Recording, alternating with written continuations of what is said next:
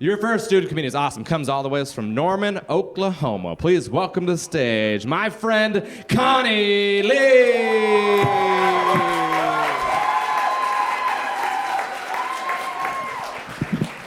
Thank you, Corey. That's going to be a hard act to follow, but I think I'll make it. So Boeing's been in the news a lot lately, haven't they?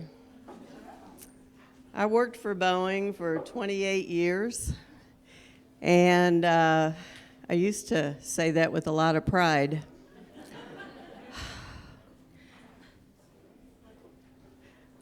A program I worked on a long time ago, early in my career, is also having problems, a Boeing product. International Space Station decided to throw a chunk of itself on a house in Florida recently. Yeah. I told those guys in meetings to use Loctite. And being a former Boeing employee is really hard because everyone thinks I know everything about all these problem airplanes. But I'm going to tell you a secret. They don't let women near those planes. Can you imagine if a woman designed and built airplanes? A plane would take off from one city, land in another, fully intact. I mean, is that even possible? And don't get me started about women pilots. Because once we get the guys out of there, then we've got a whole new problem. We have to rename the cockpit.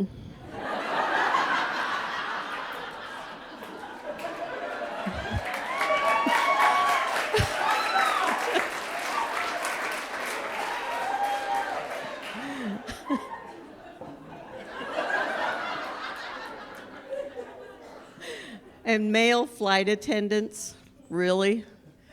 Aren't they getting emasculated enough by female comics? Get a real job. But thank heaven, none of the whistleblowers, may they rest in peace, are women.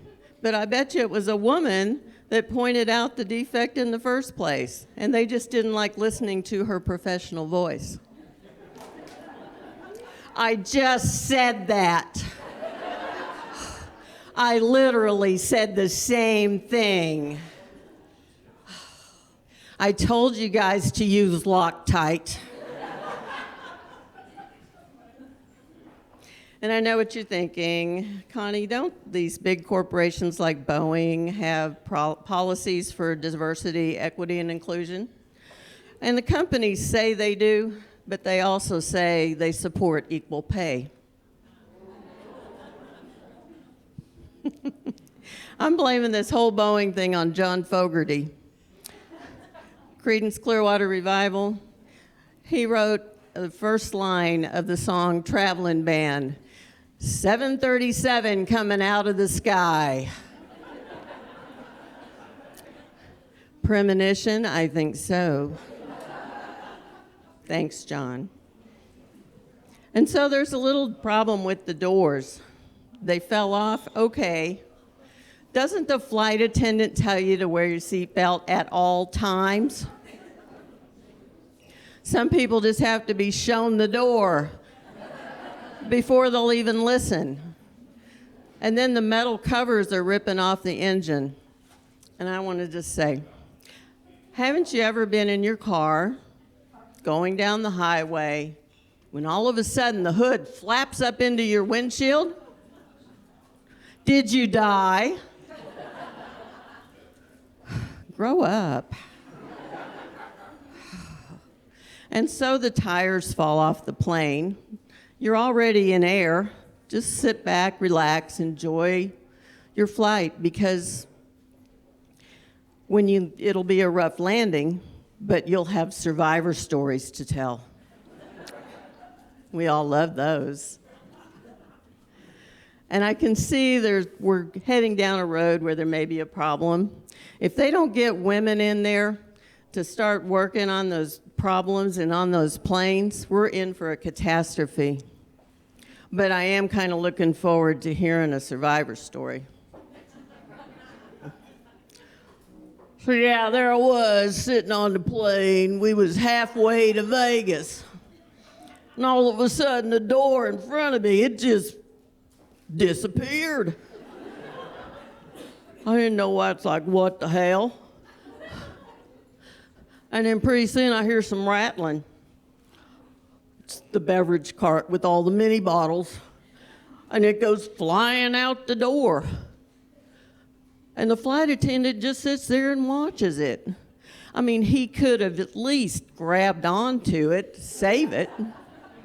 But no, he just sat there looking at it like a slow fart after Thanksgiving dinner.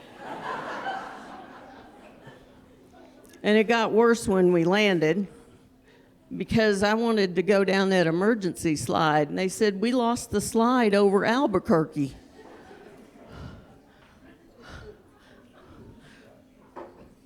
So anyway, I'm pretty satisfied with how things turned out.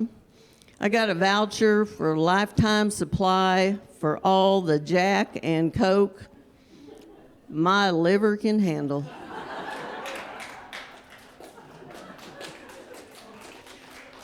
And Boeing, they gave us these stickers when I worked there for them. It said, and I'm sure you've heard this, if it's not Boeing, I'm not going. I'm starting an Etsy store, and I'm going to sell a new sticker. If it's Boeing, I'm whistleblowing. That's my time. Thank you very much.